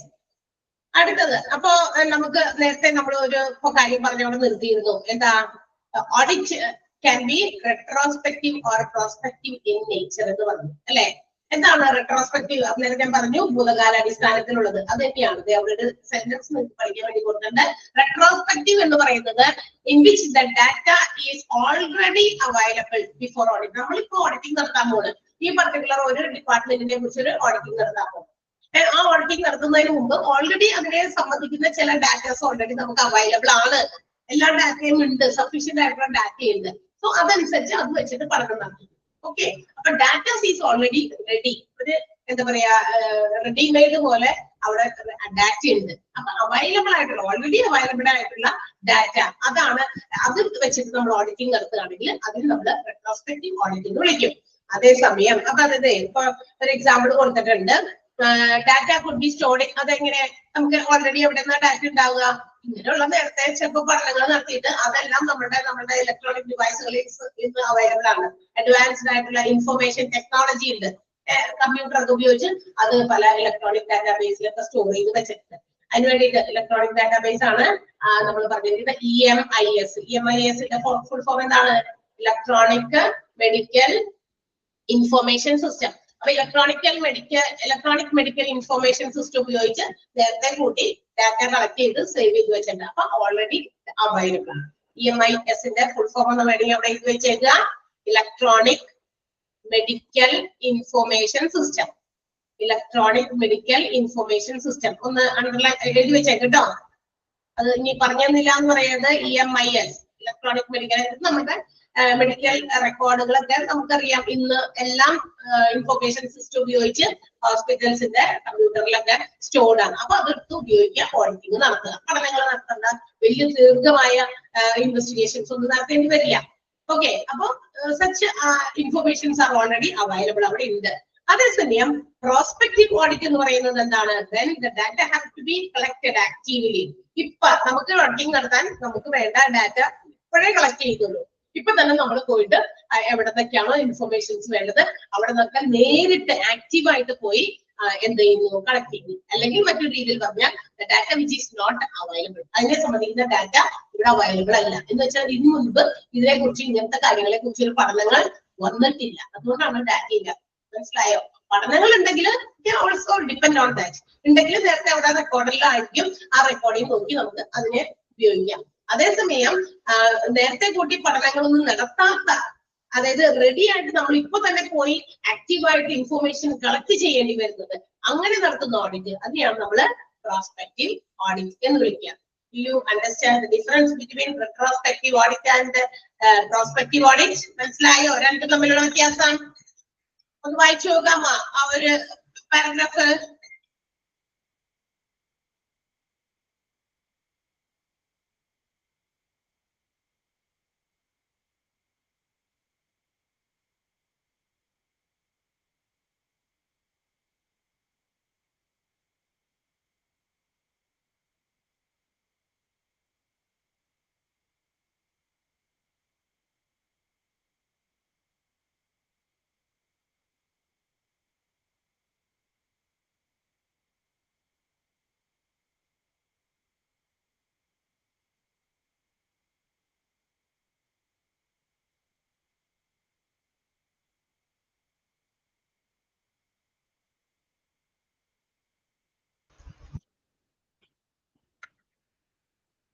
ഒന്നുകൂടി പറയണോ?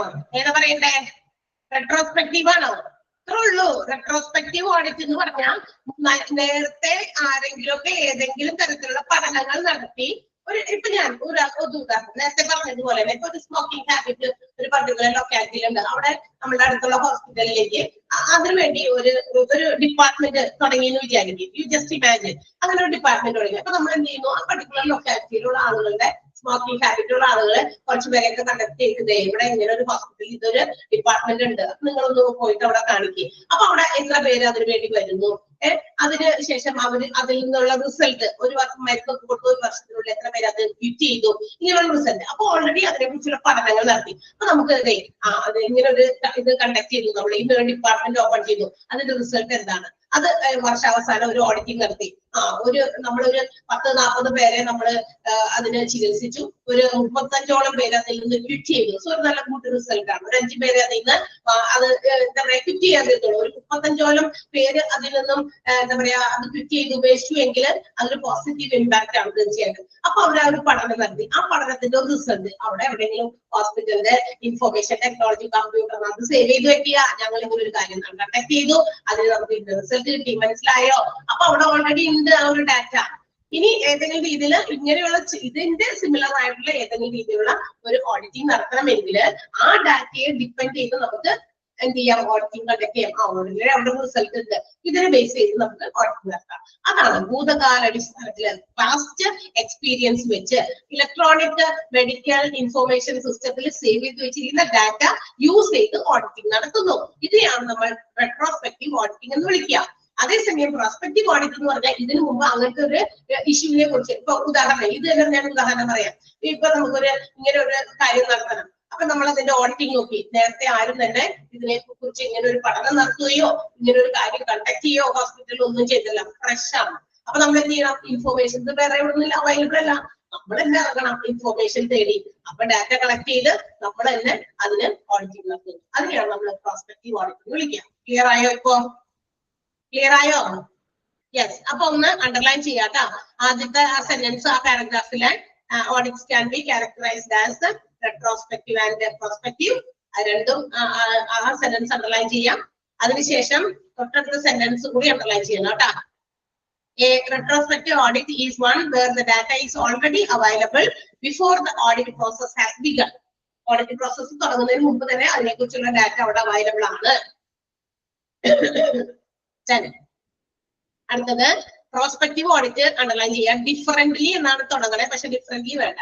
A prospective audit is one where data is actively collected and otherwise would not be available. അത്ര മതി. രണ്ടും തമ്മിലുള്ള വ്യത്യാസം അതാണ് കേട്ടോ. അവൈലബിൾ അല്ലാത്ത ഡാറ്റ, പുതിയതായിട്ട് നമ്മൾ ആക്റ്റീവായിട്ട് ഇപ്പൊ പോയി കളക്ട് ചെയ്യേണ്ട ഡാറ്റ, അത് പ്രോസ്പെക്റ്റീവ്. ഓൾറെഡി അവൈലബിൾ ആണത്, നേരത്തെയും ഓൾറെഡി പഠനങ്ങളൊക്കെ നടത്തിയിട്ടുണ്ട്, അത് റെട്രോസ്പെക്റ്റീവ്. ഇനി നമ്മൾ when compared to retrospective audit, prospective audit is time consuming and expensive അല്ലെ? ഒന്ന് ആലോചിച്ച് നോക്കിയേ. റെട്രോസ്പെക്റ്റീവ് ഡാറ്റ ഓൾറെഡി അവിടെ തന്നെ ഉണ്ട്, ഭൂതകാല അടിസ്ഥാനത്തിന് അവിടെ ഡാറ്റ ഓൾറെഡി അവൈലബിൾ ആണ്.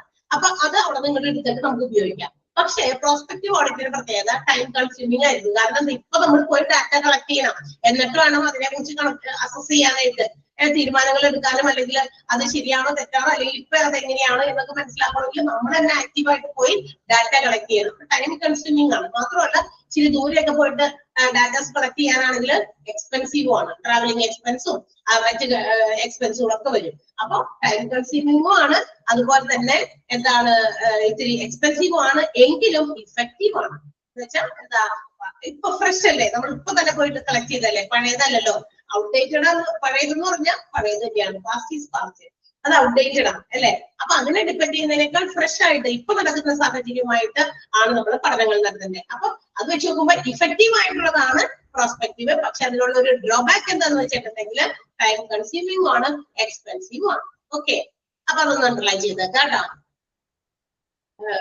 while collecting this method of data collection this method മാറ്റിയിട്ട് അവിടെ എഴുതിക്കൊള്ളണം. prospective method of data collection method can be time consuming and it is effective if done well. വളരെ മനോഹരമായി ചെയ്യുകയാണെങ്കിൽ ഇഫക്റ്റീവ് ആയിരിക്കും. ആ സെന്റൻസ് ഒന്ന് not ചെയ്ത് മനസ്സിലാക്കിയേക്കാം. ഇത്തരം അല്ല ക്വസ്റ്റ്യൻ ഒക്കെ ഏത് രീതിയിൽ വരുന്ന നിങ്ങൾ ആലോചിക്കുക. ഓക്കെ, ക്ലിയർ അല്ലേ അത്രയും വരെ? ക്ലിയർ? ഇമ്പോർട്ടന്റ് ആയിട്ടുള്ള കാര്യങ്ങൾ മാത്രം, മെയിൻ, അതായത് ഇതിന് അത്യാവശ്യവും അതുപോലെ തന്നെ നമുക്ക് വ്യക്തമായി മനസ്സിലാകുന്ന കാര്യങ്ങളാണ് നമ്മൾ അണ്ടർലൈൻ ചെയ്യേണ്ട ആവശ്യമില്ല, അതൊന്നും വേണ്ട. അടുത്തെന്താ? Principles of clinical audit. ഇനി ക്ലിനിക്കൽ ഓഡിറ്റിന്റെ പ്രധാനപ്പെട്ട പ്രിൻസിപ്പിൾസ് ആണ്. ഇപ്പൊ ചില സ്റ്റെപ്പ് വൈസ് ആയിട്ടാണ് ഇതിന്റെ പ്രിൻസിപ്പിൾസ് കൊടുത്തിരിക്കുന്നത്. എങ്ങനെയൊക്കെയാണ് നമ്മൾ ഓഡിറ്റിംഗ് നടത്തേണ്ടത്? ഓടിച്ചെന്ന് നടത്താൻ പറ്റിയ ഒരു കാര്യമല്ല ഓഡിറ്റിംഗ്. ഒരു കണക്കെടുപ്പ് എന്തിനെ കുറിച്ച് നടത്തണമെങ്കിൽ we have to be prepared well. അതിന്റെ തന്നെ ഒന്ന് ഒരുങ്ങണം. അപ്പൊ ആദ്യത്തെ ഒരുക്കാണ് പ്രിപ്പയറിംഗ് ഓഫ് ദ ഓഡിറ്റ്. ഓഡിറ്റിന് വേണ്ടി പ്രിപ്പയർ ആകണം. ഓഡിറ്റ് പ്രിപ്പയർ ചെയ്യുക അല്ലെങ്കിൽ ഓഡിറ്റിന് വേണ്ടിയിട്ട് പ്രിപ്പയർ ചെയ്യുക എന്ന് പറയുന്നത് പ്രോപ്പർ ആയിട്ട് ചെയ്യണം. ഇറ്റ്സ് എസെൻഷ്യൽ, വളരെ അത്യാവശ്യമായിട്ടുള്ള കാര്യമാണ്. ഓഡിറ്റ് എന്ന് പറയുന്ന കാര്യം കണ്ടക്ട് ചെയ്യണമെങ്കിൽ പ്രോപ്പർ പ്രിപ്പറേഷൻ വളരെ അത്യാവശ്യമാണ്. കാരണം അതിന് വേണ്ടിയിട്ടുള്ള റിസോഴ്സസ് അവൈലബിൾ ആണ്. ഒരു വാല്യുബിൾ ക്ലിനിക്കൽ ഓഡിറ്റ് നമ്മൾ ഡിസൈൻ ചെയ്യുമ്പോൾ നമ്മൾ ഒരു നല്ലൊരു ക്ലിനിക്കൽ ഓഡിറ്റ്, വെറുതെ ഒരു പ്രഹസനം അല്ലെങ്കിൽ ഇത് വെറുതെ നടക്കണതാണ് എല്ലാ കൊല്ലം, അത് അതിന്റെ ആ ഒരു നിയമം അനുസരിച്ച് വെറുതെ നടക്കുന്നു, അല്ലാതെ ഇതിൽ വലിയ കാര്യമൊന്നുമില്ല എന്ന രീതിയിലാവരുത്. ഒരു നല്ല രീതിയിൽ, കാരണം ഓഡിറ്റിംഗ് നടത്തുന്നത് എന്തിനാണെന്ന് നമ്മൾ പറഞ്ഞ ഹോസ്പിറ്റലിൽ ഓഡിറ്റിംഗ് നടത്തുന്നത് to improve quality care. Quality care of health care or hospitals, health care ഇൻസ്റ്റിറ്റ്യൂഷൻസിന്റെ അല്ലെങ്കിൽ ഹോസ്പിറ്റൽസിന്റെ ക്വാളിറ്റി കെയർ ഇംപ്രൂവ് ചെയ്യുക എന്നുള്ളതാണ് എന്തിന്റെ ലക്ഷ്യം? ക്ലിനിക്കൽ ഓഡിറ്റിന്റെ ലക്ഷ്യം. അപ്പൊ നമ്മൾ എന്ത് ചെയ്യണം? അത് വളരെ ഗൗരവമായി എടുത്ത്, വളരെ സീരിയസ് ആയിട്ട് എടുത്ത്, അത് ഇഫക്റ്റീവ് ആയിട്ട് കണ്ടക്ട് ചെയ്യണം. ഒരു ഇഫക്റ്റീവ് ആയിട്ടുള്ള വാല്യുബിൾ ആയിട്ടുള്ള ഒരു ഓഡിറ്റ് കണ്ടക്ട് ചെയ്യണമെങ്കിൽ first of all we have to choose the topic. എന്തിനെ സംബന്ധിക്കുന്ന ഓഡിറ്റ് ആണ് നടത്തേണ്ടത്, അതിനൊരു ടോപ്പിക് നമ്മൾ ചൂസ് ചെയ്യാം. ദെൻ ക്ലിയർ പർപ്പസ്, അതായത് എന്താണ് അതിന്റെ ലക്ഷ്യം, വ്യക്തമായിട്ട് അതിനെ ഡിഫൈൻ ചെയ്യുക. വളരെ വ്യക്തമായിട്ട് അതിന്റെ പർപ്പസ് ഡിഫൈൻ ചെയ്യുക. And also provide necessary organisation in terms of audit staff and resources. അതിന് വേണ്ട ഓഡിറ്റിന് വേണ്ടിയിട്ടുള്ള സ്റ്റാഫ്, അതുപോലെ തന്നെ റിസോഴ്സസ്, അതൊക്കെ അറേഞ്ച് ചെയ്യുക. ഇതെല്ലാമാണ് ഒരു നല്ല ഇഫക്റ്റീവ് ആയിട്ടുള്ള ക്ലിനിക്കൽ ഓഡിറ്റ് നമ്മൾ ഡിസൈൻ ചെയ്യുമ്പോൾ കൺസിഡർ ചെയ്ത ചില കാര്യങ്ങൾ. മനസ്സിലായോ? എന്തൊക്കെ അറിയണം? ചൂസ് ദ ടോപ്പിക്, നല്ലൊരു ടോപ്പിക് അതിന് വേണ്ടി സെലക്ട് ചെയ്യുക. ഡിഫൈനിങ് ദ ക്ലിയർ പർപ്പസ്, ആ ഓഡിറ്റിംഗ് എന്തിനു നടത്തണം, എന്താണ് അതിന്റെ ലക്ഷ്യം, അത് ക്ലിയർ ആയിട്ട് ഡിഫൈൻ ചെയ്യുക. മാത്രമല്ല ആ ഹോസ്പിറ്റൽ, ഏത് ഹോസ്പിറ്റൽ ഓർഗനൈസേഷൻ ആണോ അവരതിന് വേണ്ട ഓഡിറ്റ് സ്റ്റാഫുകൾ, അതുപോലെ തന്നെ റിസോഴ്സസ് ഉണ്ടോ എന്ന് വ്യക്തമാക്കുക. ഇതെല്ലാം ഉണ്ട് എങ്കിൽ നമുക്ക് നല്ല രീതിയിലുള്ള ക്ലിനിക്കൽ ഓഡിറ്റ് നടത്താനായിട്ട് സാധിക്കും. ആ സെന്റൻസ് ഒന്ന് അണ്ടർലൈൻ ചെയ്തേ. Essential components four designing A valuable clinical audit. ഏറ്റവും നന്നായി വാല്യുബിൾ ആയിട്ടുള്ള ക്ലിനിക്കൽ ഓഡിറ്റ് കണ്ടക്ട് ചെയ്യണമെങ്കിൽ വേണ്ട ഏറ്റവും പ്രധാനപ്പെട്ട കമ്പോണന്റുകളാണ് പറഞ്ഞത്. Choosing the topic, defining clinical purpose, providing the necessary organisation in terms of audit staff and resources. ഒന്ന് അണ്ടർലൈൻ ചെയ്യും.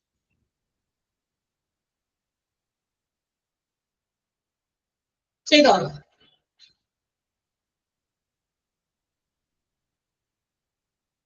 അപ്പോ നമ്മൾ ഈ പറഞ്ഞതിൽ നിന്ന് ഏറ്റവും ആദ്യം നമ്മൾ പറഞ്ഞ എന്താ? To determine the topic. ആദ്യം തന്നെ നമ്മൾ ടോപ്പിക് ഡിറ്റർമിൻ ചെയ്യാം. എന്താണ്, എന്തിനാണ് നമ്മൾ ഈ ഒരു ഏത് രീതിയിലുള്ള ടോപ്പിക് എന്താ പറയുക ഓഡിറ്റ് ആണ് നടത്തുന്നത്, എന്തിനു വേണ്ടിയിട്ടുള്ളതാണ്, അതിനൊരു ടോപ്പിക് ആദ്യം തന്നെ ഡിറ്റർമിൻ ചെയ്യുക, കണ്ടെത്തുക.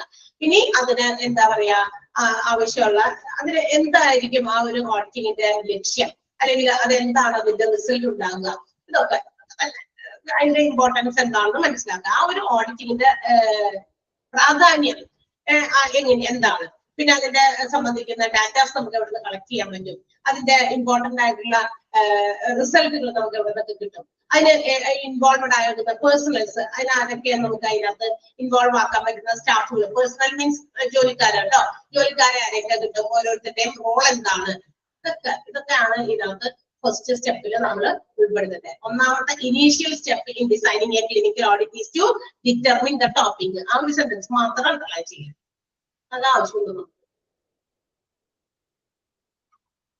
മനസ്സിലായോ?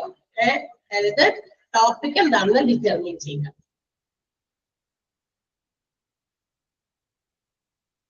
അപ്പൊ നമ്മള് ടോപ്പിക് എന്താണെന്ന് ഡിറ്റർമിൻ ചെയ്യണല്ലോ, അതിനകത്ത് ഇമ്പോർട്ടന്റ് ആയിട്ടുള്ളത് ഈ പെട്ടി കിടക്കുന്നുണ്ട്. ആ ബാക്കിയുള്ള സെന്റൻസ് ഒന്നും ജസ്റ്റ് വെറുതെ വായിച്ചു നോക്കിയാൽ മതി. അപ്പൊ നമ്മളൊരു നല്ല ടോപ്പിക് ഡിറ്റർമിൻ ചെയ്യുക. അപ്പൊ നമ്മൾ ഒരു നല്ല ക്ലിനിക്കൽ ഓഡിറ്റിന് വേണ്ട ടോപ്പിക് ഡിറ്റർമിൻ ചെയ്യുമ്പോൾ what are the things to be remembered, അല്ലെങ്കിൽ അങ്ങനെ നമ്മൾ ഒരു ടോപ്പിക് സെലക്ട് ചെയ്യുന്നതിന് വേണ്ടി ചില കാര്യങ്ങൾ നമ്മൾ മനസ്സിൽ സൂക്ഷിക്കണം. അതെന്തൊക്കെയാണ്? ഒന്നാമത്തേത്, the problem to be audited has an important impact in terms of cost, resources or risk. ഒരു ടോപ്പിക് നമ്മൾ ക്ലിനിക്കൽ ഓഡിറ്റിന് വേണ്ടി തെരഞ്ഞെടുത്തു. അപ്പൊ ഇല്ലേ, നമ്മൾ എത്രത്തോളം ഇമ്പോർട്ടന്റ് ആയിട്ടുള്ള ഒരു ടോപ്പിക് ആണ് എന്നതിനെ ബേസ് ചെയ്ത് അതിന്റെ ചെലവ്, അതിന്റെ റിസോഴ്സസ്, അതിന്റെ റിസ്ക്, ഇതൊക്കെ നമ്മൾ മനസ്സിലാക്കണം.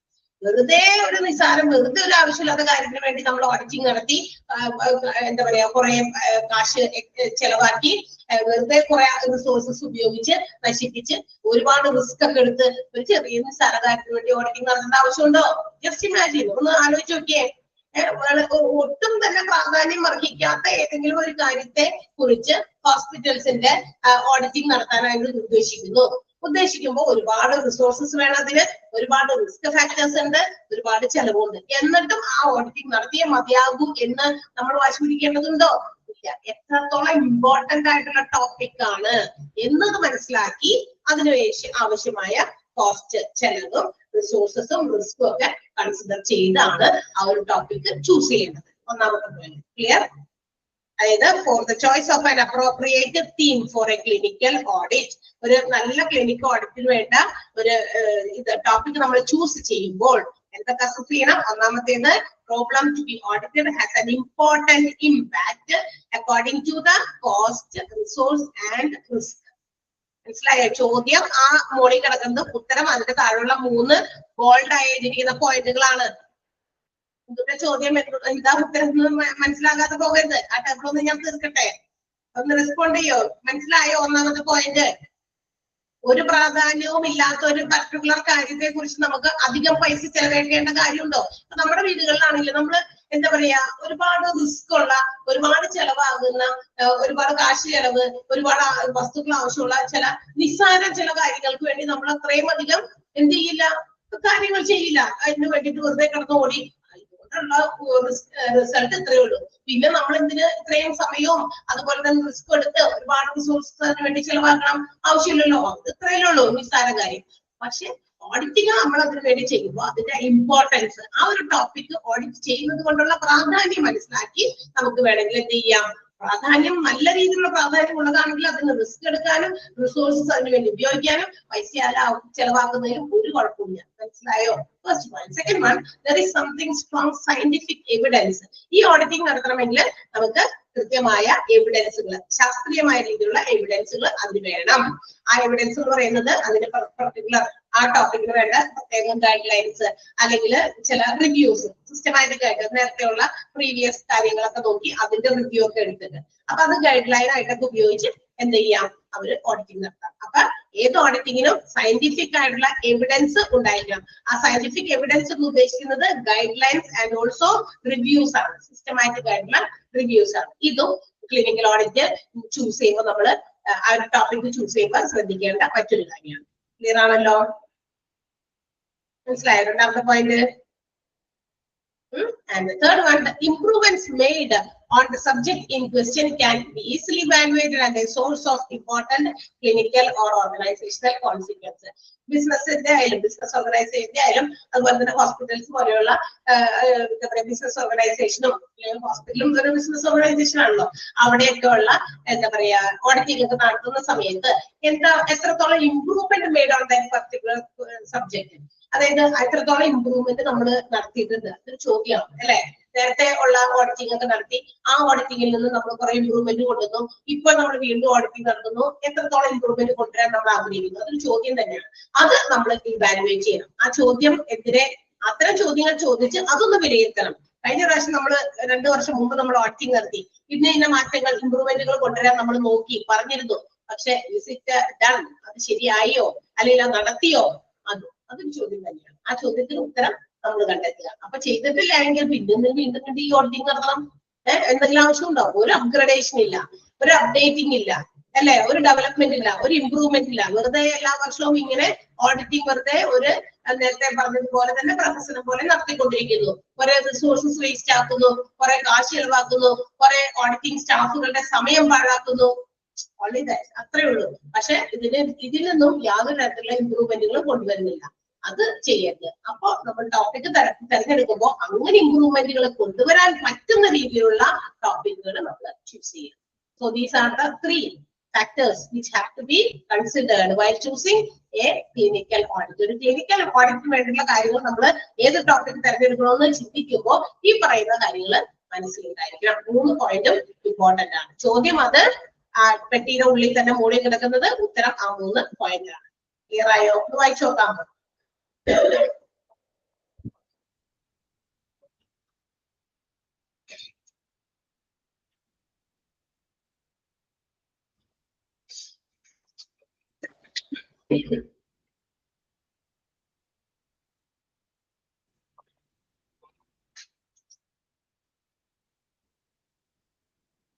മനസ്സിലായോ?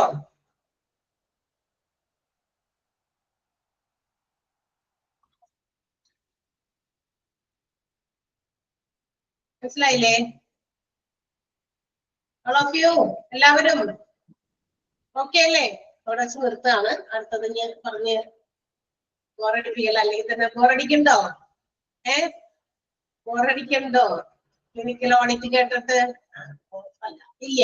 Very good, thank you. Yes, അപ്പൊ അടുത്ത ഭാഗം നമുക്ക് അടുത്ത ദിവസം എടുക്കാം. അണ്ടർലൈൻ ചെയ്ത സെന്റൻസുകൾ നന്നായി പഠിക്കുക. ഒന്ന് ജസ്റ്റ് ഒരു പ്രാവശ്യം ഒന്ന് വായിച്ചേക്കട്ടെ. ക്ലിനിക്കൽ ഓഡിറ്റ് എന്ന് പറയുമ്പോൾ കണക്കെടുപ്പുകൾ മാത്രമല്ല, ഹോസ്പിറ്റൽസിലെ പല ഡിപ്പാർട്ട്മെന്റുകളിലും നടക്കുന്ന പ്രവർത്തനങ്ങളും മറ്റു കാര്യങ്ങളും ഒക്കെ ഓഡിറ്റ് ചെയ്യപ്പെടുന്നുണ്ട്.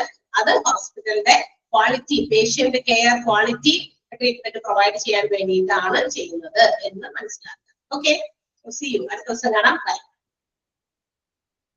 Thank you. Thank you, ma'am. Thank you.